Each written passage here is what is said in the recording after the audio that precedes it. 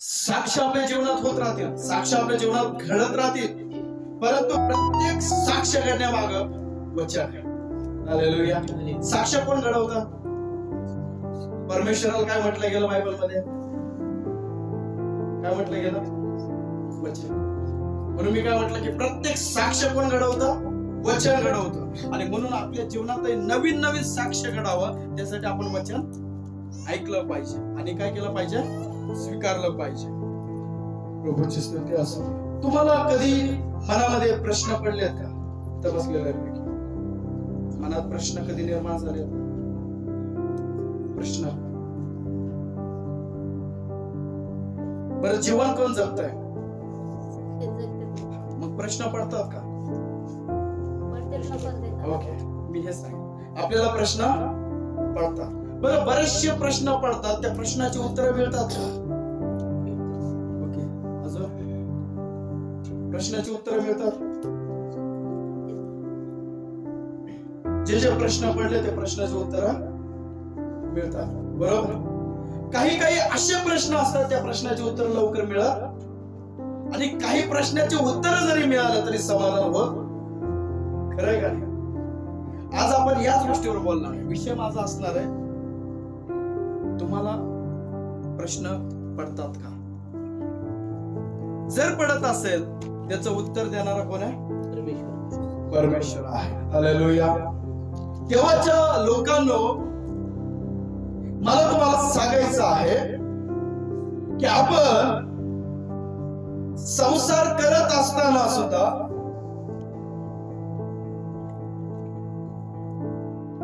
वर्षात एकदा का होईना आपल्या मनात हा प्रश्न निर्माण होतोय की मी माझ्या परिवारासाठी एवढं काही करतोय तरी माझे परिवार खुश का नाहीये.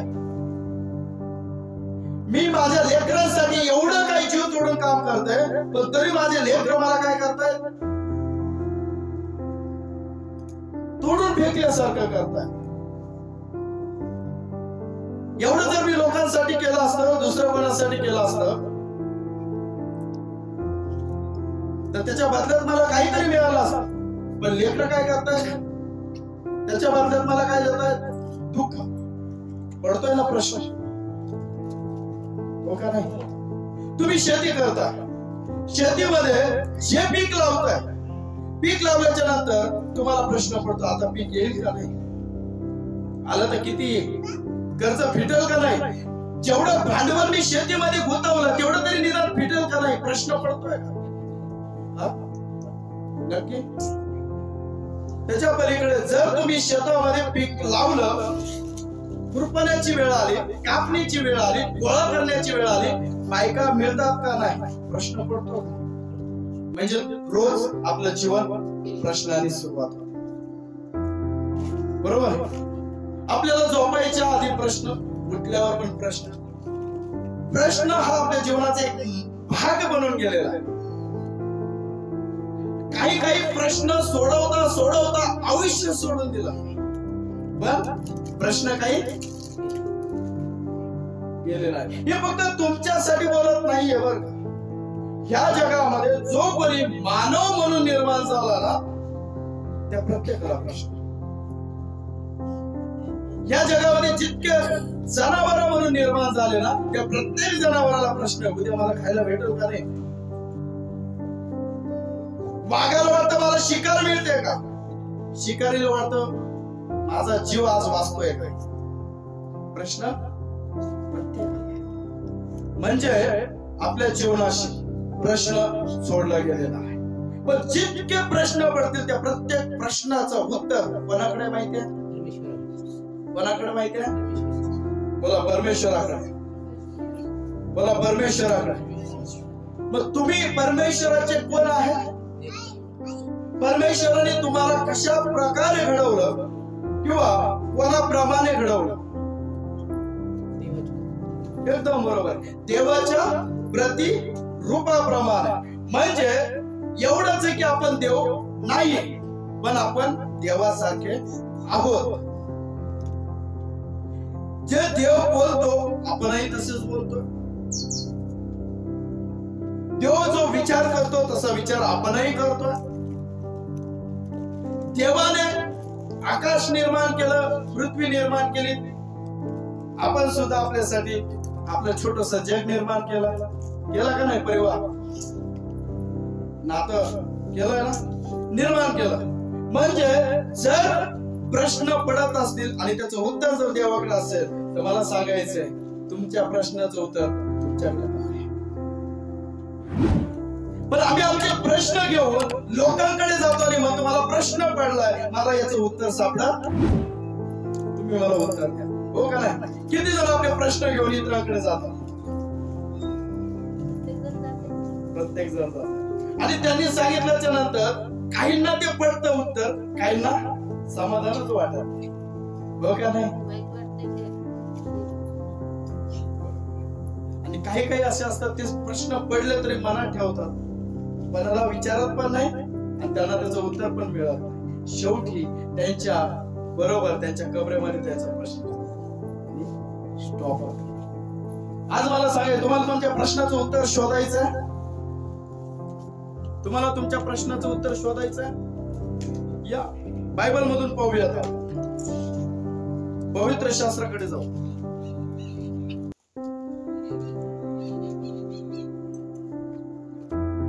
मार्क शुभवर्तमान 10 अध्याय आपण काढणार आहोत. मार्क 10 अध्याय आणि वचन 17 या ठिकाणी आपण वाचू. मग तो ऐका, मग तो निघून वाटेस लागणार, तोच एकाने धावत येऊन त्याच्या पुढे गुडघे टेकून त्याला विचारिले, उत्तम गुरुजी, सार्वकालिक जीवन हे वतन मिळवण्यास मी काय केले पाहिजे? काय केलाय? प्रश्न केला. हालेलुया. या ठिकाणी आपण पाहतो, येशू निघून वाटेस लागणार तोच एका व्यक्तीने त्याच्याकडे धाव घेतली आणि पळत पळत गेला. ऐकताय तुम्ही मला? थोडस आता माझ्याकडे लक्ष द्यायचं. येशू एका वाटेने जात असताना एका व्यक्तीच्या लक्षात आलं की येशू ह्या रस्त्याने येतोय आणि तो पळत पळत पळत येशूकडे जातोय, येशूला भेटण्यासाठी. आणि जातोय तिथं जाऊन तो काय करतोय? त्याच्या पुढे नतमस्तक होतोय. बोला, नतमस्तक होतोय म्हणजे गुडघे टेकतोय. आणि पुढे लिहिलंय नतमस्तक होऊन त्याला विचारतो, उत्तम गुरुजी. एक लक्षात ठेवा, हा जो इसम आहे ना, याच्या बोलण्याची पद्धत कशी आहे? त्याला प्रश्न आहे, त्याला उत्तर हवंय. तो येशूकडे पळत आला आणि येशूकडे जाऊन तो गुडघे टेकून नतमस्तक होऊन येशूला विचारतो, उत्तम गुरुजी. म्हणजे तो येशूला काय म्हणतो? तुम्ही चांगले, उत्तम आहे, तुम्ही गुरु आहे. काय आहे? गुरु आहे.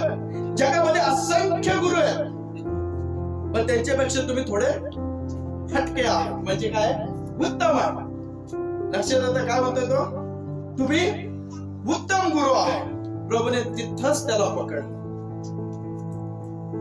प्रभूने त्याला तिथंच पकडलं आणि त्याला काय म्हटलं? तू मला उत्तम का म्हणतोस? Hallelujah, hallelujah. तुम्हाला उत्तम का म्हणतोस? पुढे काय लिहिलं? सार्वकालिक जीवन हे वतन मिळण्यासाठी मी काय केले पाहिजे? सार्वकालिक जीवन हे वतन मिळण्यासाठी. वतन समजतं तुम्हाला? वतन मिळण्यासाठी म्हणजे ती जागा मिळण्यासाठी. तुम्हाला समजण्यासाठी एक शब्द मी सांगतो, तो 7-12 मिळण्यासाठी मी काय केलं पाहिजे? हॅलो, लक्षात येतंय मी काय सांगतो? हा येशूकडे गेलाय आणि येशूला प्रश्न करतोय की उत्तम गुरुजी, सार्वकालिक जीवन हे वतन मिळण्यासाठी मी काय केले पाहिजे? याचा अर्थ आजपर्यंत प्रत्येक प्रश्नाचं उत्तर त्याने मिळवलं होतं, पण त्याला एक मोठा प्रश्न पडला की सार्वकालिक वेतन हे मी ऐकलंय. बरेचदा येशूच्या शिष्याकडून ऐकलं, बरेचदा जे येशूकडे गेले बरे झाले ते आले त्यांच्या मुखातून ऐकलं, बरेचदा आमच्या शेजारच्या लोकांकडून मी ऐकलं, बरेचदा येशूच्या स्वतः तोंडातून मी ऐकलं. सार्वकालिक जीवन, सार्वकालिक जीवन ते मिळवण्यासाठी तुम्ही झटा, ते प्राप्त करण्यासाठी तुम्ही काय करा, झटा. सार्वकालिक जीवन मिळण्यासाठी तुम्ही काय करा, पश्चाताप करा. अशा असंख्य गोष्टी येशू सार्वकालिक जीवनाबद्दल शिकवत होता. आणि अनेक लोकांनी ते ऐकलं आणि एकमेकांमध्ये ते चर्चा करू लागले. मला सार्वकालिक जीवन हवंय, मला सार्वकालिक वेतन हवंय. आणि हे चर्चा करत असताना याच्या कानावरती चर्चा गेली. आणि मग त्याला वाटलं, अरे ह्या जगामध्ये मी राहतोय, या जगामध्ये मी असं कोणती गोष्ट नाही की ती मी विकत घेतली आहे. अशी कोणती गोष्ट नाही मी विकत घेतलेली आहे. माझ्याकडे सोनं आहे, माझ्याकडे नाणं आहे, माझ्याकडे चांदी आहे, माझ्याकडे हिरे आहे, माझ्याकडे मोती आहे, माझ्याकडे बंगला आहे, माझ्याकडे शेती आहे, माझ्याकडे नोकर आहे, माझ्याकडे चाकर आहे, सर्व काही माझ्याकडे. पण माझ्याकडे सार्वकालिक जीवन हॅलो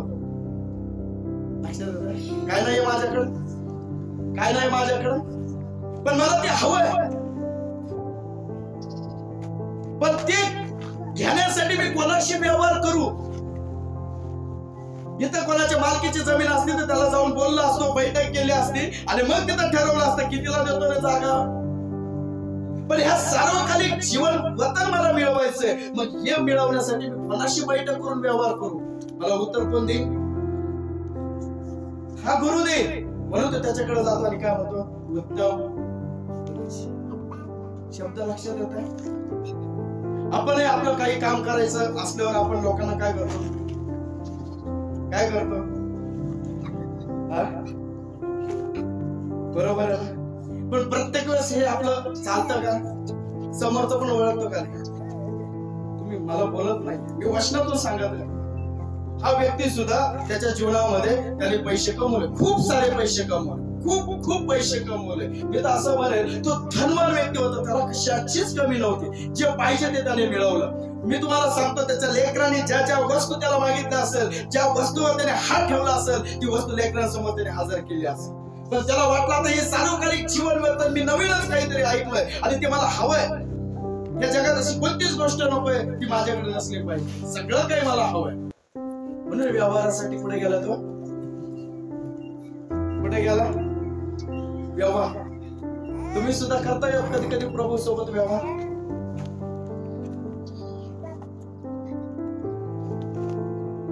करताय व्यवहार, करताय येशू सोबत.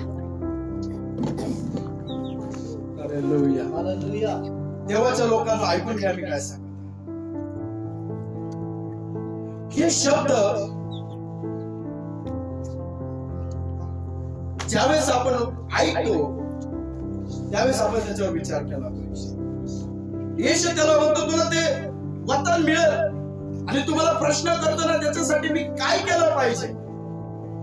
पहिल्यांदा येशू त्याच्या शब्दाचा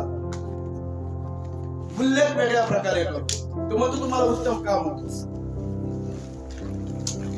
काय म्हणतो? तुम्हाला उत्तम, बरं तुम्हाला उत्तम काम म्हणतोस. येशू हा त्या श्रीमंत व्यक्तीला म्हणतो तुम्हाला उत्तम काम म्हणतोस. जर मी खरंच उत्तम असतो ना, खरंच उत्तम मी असतो ना, आतापर्यंत तू कवाच माझ्यासोबत सामील झाला असता. येतं लक्षामध्ये? मी खरंच चांगला असतो तुझ्या दृष्टिकोनातून तुला वाटतं ना, तू इतके दिवस वायाच घालवले नसते.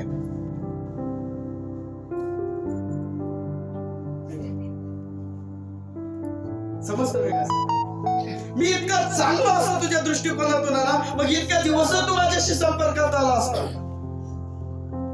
पण तू कधी आलास? कधी आला? ज्यावेळेस तुला काही ऐकतोय, बरोबर आहे. म्हणजे तुमच्या लक्षात येत आहे तुला काहीतरी कमी पडलं म्हणून तू माझ्याकडे आला. ज्यावेळेस तुझ्याकडे पैशाची कमी नव्हती त्यावेळेस तू माझी आठवण केली. तू त्यावेळेस माझ्याकडे आला त्यावेळेस तू म्हटला की हा उत्तम आहे, माझ्यापेक्षा पैशापेक्षा हा उत्तम आहे. त्यावेळेस तू म्हटलं का लेकरा बाळामध्ये तू आनंदाने जीवन जगत होता त्यावेळेस तू माझी आठवण केली का हा माझा उत्तम गुरु आहे. ज्यावेळेस तू तुझ्या पैशाच्या जोरावर सर्व काही तू विकत घेत होता त्यावेळेस तुला त्या गोष्टींपेक्षा मी उत्तम वाटलं नाही. ज्यावेळेस तू सर्व गोष्टी तुझ्या नावावर करून घेत होता त्यावेळेस त्या वस्तूंपेक्षा, त्या व्यक्तींपेक्षा, त्या गोष्टींपेक्षा तुला मी उत्तम वाटलं नाही. पण जिथं तुला कमी पडलं त्यावेळेस तू माझ्याकडे येऊन मला काय म्हणतोय? उत्तम गुरु. वाचा बरं पुढचं वचन 18 मध्ये. येशू त्याला म्हणाला, मला उत्तम का म्हणतोस? येशूने त्याला प्रश्न केला होता. पहिला प्रश्न कोणी केला? त्या व्यक्तीने. आणि त्या प्रश्नाचं उत्तर म्हणून येशू त्याला काय बोलत आहे? तुम्हाला उत्तम का म्हणतोय? पहिल्यांदा तुझ्या त्याच प्रश्नाचं मी उत्तर देतो. तुम्हाला उत्तम का म्हणतो? इतक्या दिवस का म्हटलं नाही? येशू उत्तम आहे. येशू स्वतः काय म्हणतो? मी उत्तम मेंढपाळ. येशू म्हणतो मी उत्तम आहे, मी सर्व काही आहे. पण येशू म्हणतो तू त्यावेळेस नाही म्हटला ज्यावेळेस तुझ्याकडे सगळं काही. तू कधी म्हणतोय? ज्यावेळेस तुझ्याकडे काही गोष्टीची कमी झाली त्यावेळेस तुम्हाला उत्तम होतोय. म्हणजे थोडक्यात तू माझ्याशी व्यवहार करायला आलास. काय करायला आला? व्यवहार करायला आलास. आणि मी ते ओळखलं. पण येशू पुन्हा त्याला म्हणतोय, ठीक आहे, तुला वतन मिळवायचं हे पाहिजे ना तुला? मी सांगतो ते ऐक. 19व्या वचनामध्ये लिहिलं, तुला आज्ञा ठाऊकच आहे. ऐका, येशू त्याला काय म्हणतो? तुला आज्ञा. इथं कोणाला आज्ञा ठाऊक आहे? ठाऊक आहे? येशू त्याला म्हणतो तुला आज्ञा ठाऊक आहे. तुला काय पाहिजे? सार्वकालिक वेतन पाहिजे ना? आमच्या वेतनाला पैसे नाही लागत. आमचं जर तुम्हाला वेतन हवं असेल तर तुम्हाला काय पाहिजे?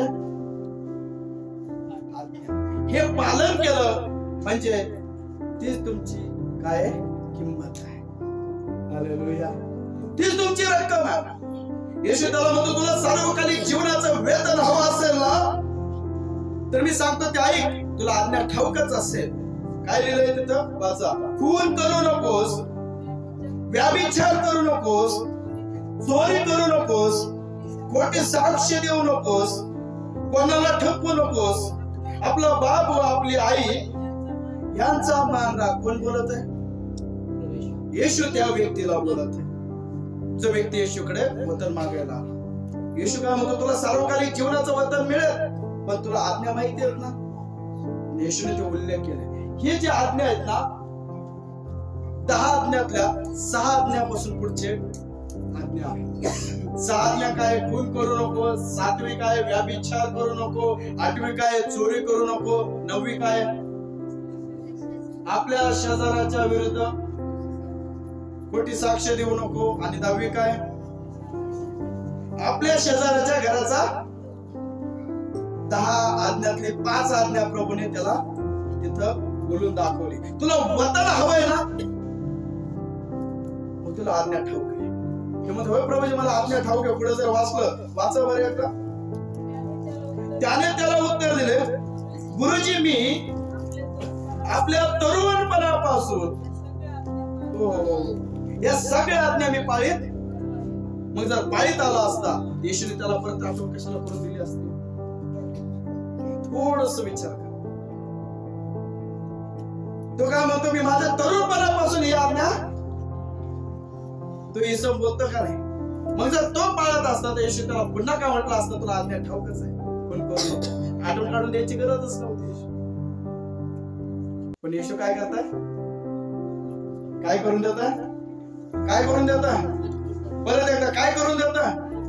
परत एकदा काय करून देताय? आज मला तुम्हाला विचारायचं आहे, तुमचा दास ज्यावेळी तुमच्या समोर येतो ना त्यावेळी त्याच्या मुखातून परमेश्वर तुम्हाला आठवण काढून देते काही गोष्टीची, जाणीव करून देते जे मागच्या रविवारी मी तुम्हाला सांगितलं. हालेलुया. काय करून देताय? मला आठवण जाणीव करून देताय. आपण सुद्धा नियमशास्त्र पाळत असताना, वचनानुसार चालत असताना ते वचन आपण स्वीकारत नाही. पण वचन आपल्याला माहिती आहे. वचन आपल्याला माहिती पण आपण काय करत नाही? स्वीकारत नाही. मी मागच सांगितलं की आपल्याला वचन कसे स्वीकारायचे? कसे? खरं तुमचं कोणाचाच आवाज येत नाही. परत एकदा आठवण काढून. आमेन.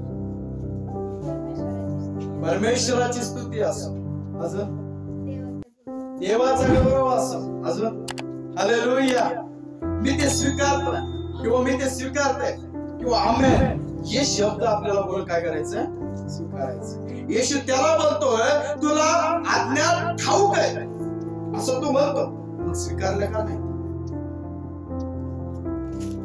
स्वीकारल्या मग त्या आज्ञा दुसऱ्यासाठी होते का फक्त ऐकण्यासाठी होते? येशूने आज्ञा दिली फक्त ऐकण्यासाठी दिली का ते लागू करण्यासाठी दिली? मग आता वचन फक्त तुम्हाला ऐकण्यासाठी दिलंय का लागू करण्यासाठी दिलंय? बरोबर आहे का? मग आपण करतो का लागू? बरोबर आहे का?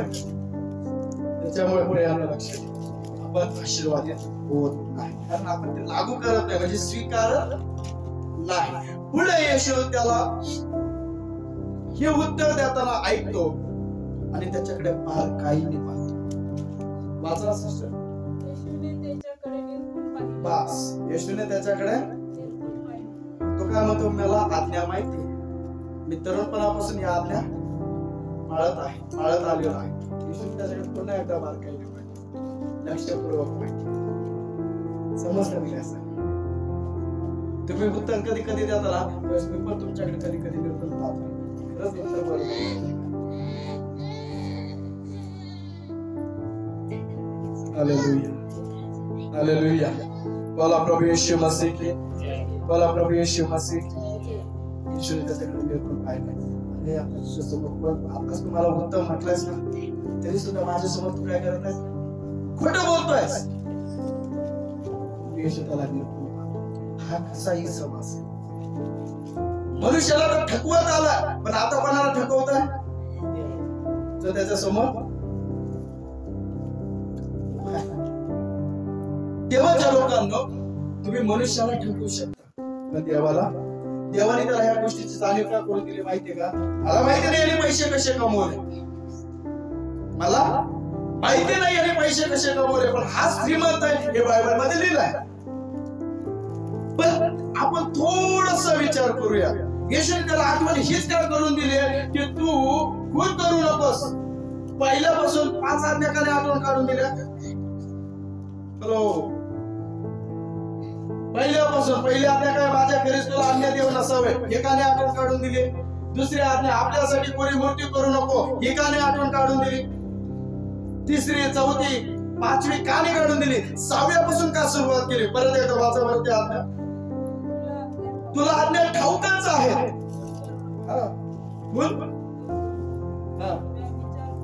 बस, सुरुवात कशी झाली? 6व्यापासून, म्हणजे खून करू नको. याने पैसा कसा कमावला हे बायबल मध्ये लिहिलं नाही, पण देवाने ज्या उद्देशाने त्याला आठवण काढून दिली ना, तिथं पटकन लक्षात येतं. कोणाच्या तरी मुंडक्यावर पाहिले होते त्याने पैसे कमवले. हालेलुया. कोणाचा तरी घात करून त्याने पैसे कमवले. खून केला कोणाच्या तरी मनाचा, खून केला कोणाच्या तरी स्वप्नाचा. कदाचित काय सांगता येतं, ज्या छोट्याशा जागेवर मेहनतीने त्या व्यक्तीने, त्या परिवाराने कष्टाने ती जागा विकत घेतली असेल, ती जागा येणे कमी पैसे विकत घेतली असेल. केला का नाही स्वप्नाचा चुराडा? खून केला का नाही? खून करणं म्हणजे चाकूच पोटात घालणं नाही. अनेक जण आपण अनेकांच्या स्वप्नाचा काय करतो? समजतंय? येशूने तीच आज्ञा त्याला काढून दिली आहे, खून करू. पुढे लिहिलंय, व्याभिचार करू नकोस. इकडून तिकडून त्याने कसे पैसे कमवले माहिती नाही, पण त्या पैशाचा कसा वापर केला हे मी तुम्हाला सांगतो. जिथं पैसा जायला पाहिजे होता तिथं पैसा गेला. याला कुठं? हे शरीर हे कोणी दिलं? कोणासाठी आहे? कोणाला दिला पाहिजे? पण आपण कोणाला देतो? तुमच्या लक्षात येत नाही काय सांग? येशू म्हणतो, तुम्ही माझे कोण आहात? वधू आहे. तुम्ही माझे कोण आहे? मी तुमचा वर. येशू आपल्या सर्वांचा वर आहे. आपण सर्व त्याचे कोण आहोत? वधू आहोत. आणि आपल्याला येणाऱ्या दिवसामध्ये मंडपात जायचंय वराला सामोरं. येतं लक्षामध्ये? इकडे बासिंग बांधून तयार राहतात, आपण आत्म्याने तयार राहायचं. येते लक्षामध्ये? पण जर त्या देवाच्या ऐवजी तुमचं हृदय जर तुम्ही दुसऱ्याला दिलं असेल तर त्याला म्हटलं जातं व्याभिचार. हालेलुया. हालेलुया. आज आपण काय करत आहे? आम्ही पैशाला महत्व देतोय, आम्ही कामाला महत्व देतोय, आम्ही व्यवसायाला महत्व देतोय, आम्ही नातेवाईकांना महत्व देतोय. म्हणजे तुम्ही काय करताय? परमेश्वराच्या ऐवजी दुसऱ्याशी जास्त संबंध जोडताय. म्हणजे तुम्ही काय करताय? ते समजण्यासाठी मला वधूवराकडे घेऊन जावं लागतं. लक्षात येत आहे का? जो परमेश्वर आपल्यावर खूप प्रेम करतो. देव काय म्हणतो? देवाने जगावर एवढी प्रीती केली की त्याने आपला एकुलता एक पुत्र दिला. योहान 3:16 मध्ये लिहिलं, देवाने जगावर प्रीती केली, प्रेम केलं. त्याच्या बद्दल आपणही प्रेम केलं पाहिजे का नाही? लोकांच्या पत्रामध्ये म्हटलंय की तुम्ही अज्ञानी असताना, तुम्हाला ठाऊक नसतानाच ख्रिस्त आपल्यासाठी काय झालाय? मरण पावला. आपण पापी असतानाच ख्रिस्त आपल्यासाठी मरण पावला. हे त्याचं प्रेम आहे. मग आपण कोणाचं झालो पाहिजे?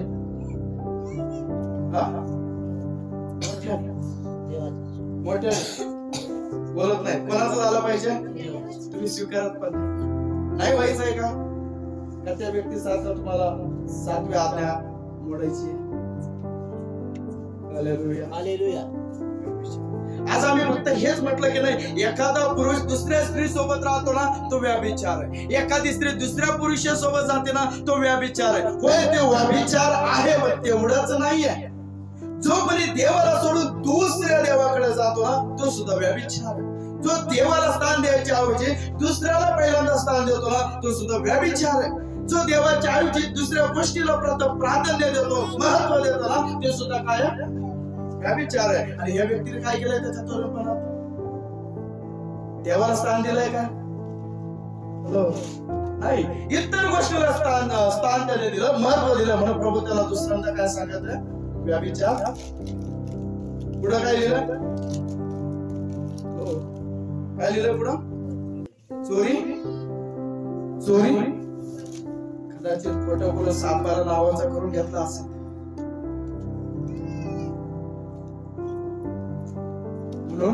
इथं लिहिलंय चोरी करू नकोस. पुढे लिहिलंय खोटी साक्ष देऊ नको.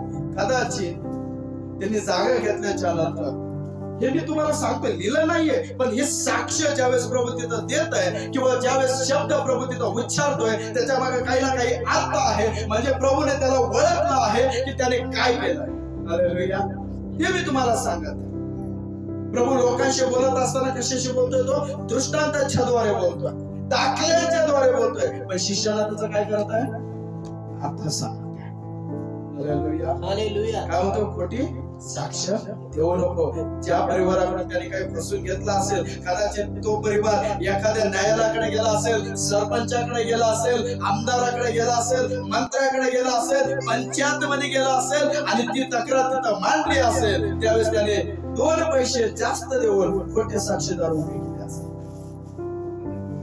हालेलुया. हालेलुया. हालेलुया. आम्ही पण कधी कधी खोटे साक्षी सांगतो. आपण चर्चमध्ये आल्याच्या नंतर आपण म्हणजे या जगामधल्या लोकांच्या विश्वासनाबद्दल सांगा. काही जण चर्चमध्ये आल्याच्या नंतर आधीच घरच्यांना सांगून येतात, विचारलं तर असं सांगायचं. म्हणजे काय झालं? मी तर देतो, पण माझ्यासोबत पण तू, म्हणजे आपण कुठं जाऊ दोघं पण. हालेलुया. प्रभूची स्तुती असो. प्रभू आठवण करून देतात. देवाच्या लोकांना प्रभूचं आगमन फार जवळ आले आहे. आणि प्रभू आज पुन्हा एकदा आपल्याला आठवण करून देतो, तुम्ही आज्ञा विसरलाय, तुम्ही आज्ञा विसरलाय. याला तरी 6 आज्ञापासून आठवण काढून देतोय. कदाचित तुम्हाला 10च नाही आठवण काढून देत असेल. हालेलुया. प्रत्येक ख्रिस्ती विश्वासणाऱ्याच्या जीवनामध्ये 4थी आज्ञा मोडली जाते. काय 4थी आज्ञा? हे नवगिरे पास्टर बोलले की लोकांना टोचलं. देव बोलला तर काय वाटतं? हे माझ्यासाठी नाहीये, मला त्याने जबाबदारी दिली म्हणून मी ते करतो, नाही तर मी तुमच्यासारखं साधारण व्यक्ती. Hallelujah, hallelujah. शपथ पालन करायचं आहे. शपथ प्रभूने दिलेला आहे, प्रभूने दिला तो आपल्याला पाळायचा आहे. जो कोणी त्याची आज्ञा पाळत नाही तो त्याचा अजिबात येशू योहानाच्या शुभ वर्तमानामध्ये म्हटलं, जो कोणी माझ्यावर प्रेम करतो ते माझे वचने. तुमचं त्यावर प्रेम आहे, त्याचं प्रेम आहे म्हणून त्याने जीव सुद्धा दिला. पण तुमचं प्रेम आहे का ख्रिस्तावर? तो म्हणतो जीव देऊ नका, फक्त काय करा, जीव देणं मी आहे. तुमचा त्रास, तुमचं संकट, तुमचं अडचण, तुमची समस्या, तुमचा आजार, तुमच्या दुःख सगळं घ्यायला मी तयार आहे. फक्त तुम्ही माझ्यावर जर प्रेम करायचं असेल आणि त्याला जर तुम्हाला दाखवायचं असेल की मी तुझ्यावर प्रेम करतोय, जास्त काहीच करू नको. Hallelujah, hallelujah. नाहीतर लोकांना सिद्ध करून दाखवायला लागतं मी तुझ्यावर प्रेम करतो. मग किंवा तिचा आकाशातून तारे तोडून आण, काय काय येशू म्हणतो तुला आकाशात पण जाऊन तारे तोडून आणायची गरज नाहीये. फक्त तू काय कर, वचनाचा अनेक प्रश्न आहेत आपल्याला, अनेक प्रश्न. हे माझ्या जीवनात काय होतं? उपास करताय उत्तर मिळत नाही, प्रार्थना करताय उत्तर मिळत नाही, 10 वर्षापासून चर्चला जाताय उत्तर मिळत नाही. का उत्तर मिळत नाही?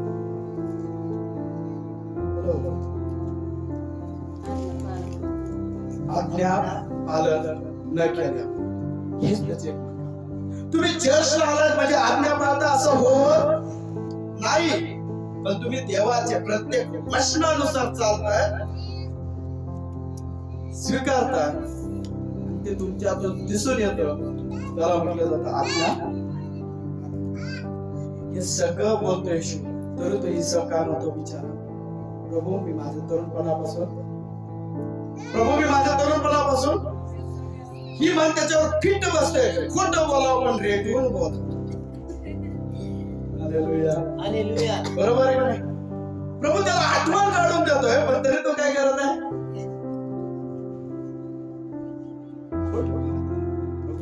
काय रेटून बोलतोय? निर्गुण पाहतोय प्रभू त्याच्याकडे. काय सांगतोय? मी नव्हतं त्याचं. आताची घडी घालून पाहिला असेल येशूने त्याच्या, एकटक पाहिला असेल प्रभूने त्याच्याकडे. डोक्याच्या केसापासून पायाच्या नाकापर्यंत प्रभूने नेहून पाहिला असेल त्याच्याकडे. किती आधीच मला तो उत्तम म्हणतो, माझ्या समोर येऊनच उत्तम खोटं बोलतोय. हालेलुया. मानव सोपा झाला. आज आपले काय झाले? 7 जून रोमकरास पत्र 1 अध्याय आणि 22 वचन काय सांगतो वाचा. रोमकरास पत्र 1 अध्याय आणि वचन 22. स्वतःला शहाणे म्हणता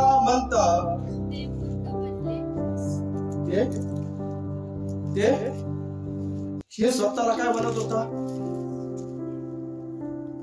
मी जे वचन तुमच्या समोर मांडतोय ते लागू करतोय का नाही? तिथं मिळतंय का नाही? तिथं का मी कुठलाही घेऊन कुठेही टाकतोय? बस आहे आणि त्याला टायर 2 व्हीलरचे चालेल का? वचन टायर चालतील ना. मग आता जे वचन जे संदेश मी तुम्हाला देतोय तर त्याला लागू होईल असंच वचन मी तुम्हाला सांगतोय ना. हा व्यक्ती तिथं काय करतोय? स्वतःला त्याला म्हणतोय मी आतापर्यंत लोकांना ठकवलंय, एक खेत की मुली आहे. हे काय आहे? हालेलुया. असे बरेचसे उदाहरण आहेत बरं का पवित्र शास्त्रामध्ये. एक दिवस मला आठवतं की पेत्राच्या काळामध्ये पेत्र एका ठिकाणी असताना एक दोघं नवरा बायकोने आपली जमीन विकली, पैसा मिळवला आणि थोडा पैसा त्याच्यातून काढून घेतला. उर्वरित पैसा ते घेऊन पेत्राच्या जवळ आला आणि पेत्राला सांगितलं की मी माझी जमीन विकली आणि त्याचा मोबदला मी आणलेला आहे. आणि त्याने तिथं आणून ठेवलं. पेत्र म्हटला तू एवढ्याला जमीन विकली का? तो म्हणतो होय मी एवढ्याला जमीन विकली आणि सगळं मी तुझ्याकडे घेऊन आलोय. पेत्र म्हणतो किती खोटं बोलतोय तू, माझ्याशी बोलत नाहीये, तू कोणाशी बोलतोय? प्रश्नात लिहिलंय तू देवाच्या आत्म्याशी खोटं बोलत आहे. आज आम्ही काय करत आहे? एकमेकांनाच खोटं बोलत आहे.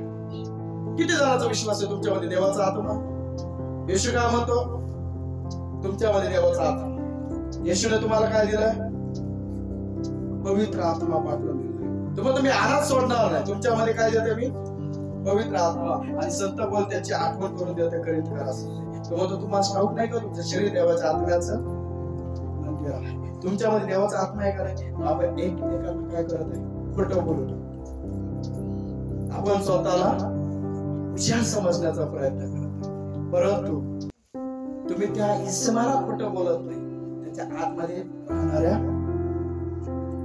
कोणाला खोटं बोलताय? त्याच्या आतमध्ये अंतःकरणामध्ये वास करणाऱ्या देवाच्या आत्म्याला तुम्ही खोटं बोलत आहात. आणि म्हणून हे वचन सांगतो की